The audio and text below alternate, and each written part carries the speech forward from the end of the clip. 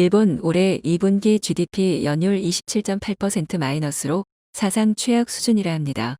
일본 내각부는 17일 물가 변동을 제외한 2분기 실질 국내 총생산이 전분기와 비교해 7.8% 줄면서 3분기 연속 감소세를 기록했다고 발표했으며, 이런 추세가 1년 지속되는 것으로 산출된 연간 실질 GDP 성장률은 마이너스 27.8%로 나타났습니다. 이는 글로벌 금융위기였던 리먼 사태 당시인 2009년 1분기에 마이너스 17.8%보다 나쁜 실적으로 관련 통계를 역산할 수 있는 1955년 이후 최대 역성장을 기록했습니다.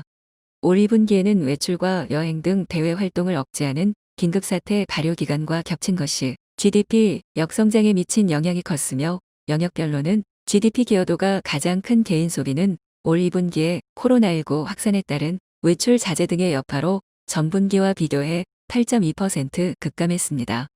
긴급사태 발효에 따른 외출과 영업 자숙의 영향으로 여행이나 외식 등 서비스 부문을 중심으로 소비가 줄었으며, 기업 설비 투자는 1.5% 감소하며 2분기 만에 마이너스 성장세로 돌아섰습니다.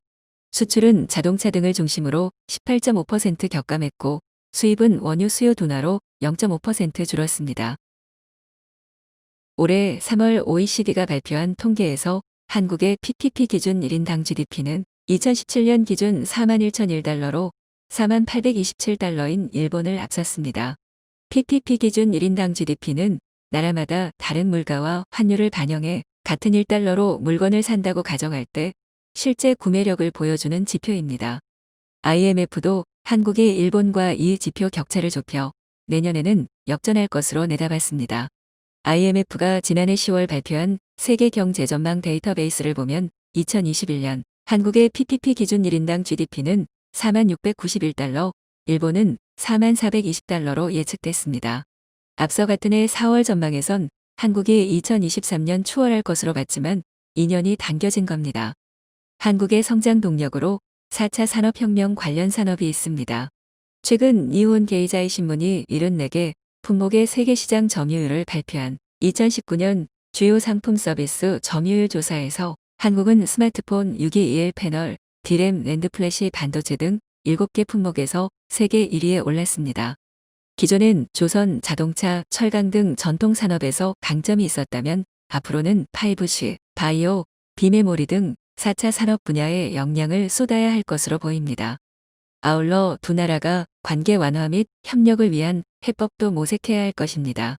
수출 규제는 일본이 촉발한 부분이 있지만 결국 양국 모두 손해보고 있음을 인식해야 하며, 이런 관점에서 우리는 일본 정부, 기업, 개인을 나눠 대응하는 것이 실질적으로 중요해질 것입니다.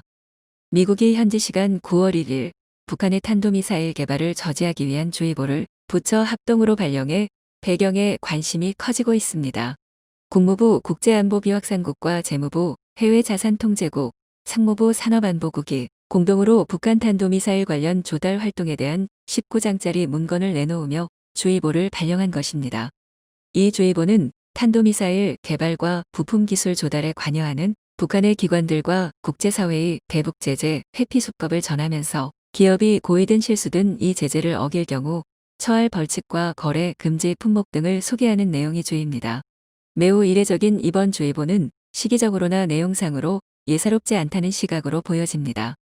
도널드 트럼프 행정부는 북한이 선거 전에 악영향을 미치지 않도록 상황을 관리하는 데 방점을 뒀다는 평가를 받았습니다.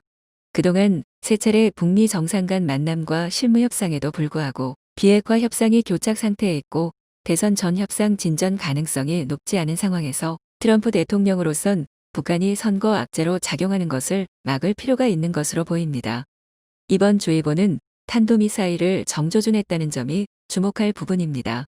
북한의 탄도미사일 개발에 필요한 부품 조달이나 기술 이전 등에 관련한 제재 이행 의지를 재확인한 것이자 북한의 탄도미사일 개발을 막겠다는 의지의 표명이어서 북한이 강하게 반발할 가능성이 있어 보입니다.